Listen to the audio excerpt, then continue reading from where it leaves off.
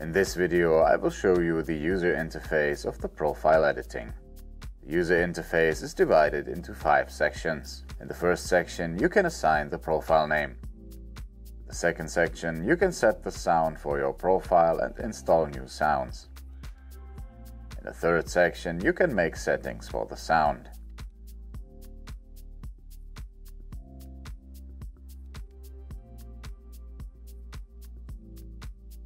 In the fourth section, you can find the on and off switch as well as the slider for the sound settings.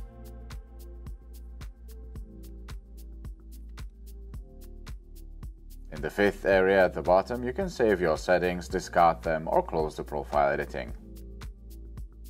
How it continues, you will learn in the next video. If you have any questions regarding this, you can always contact our support.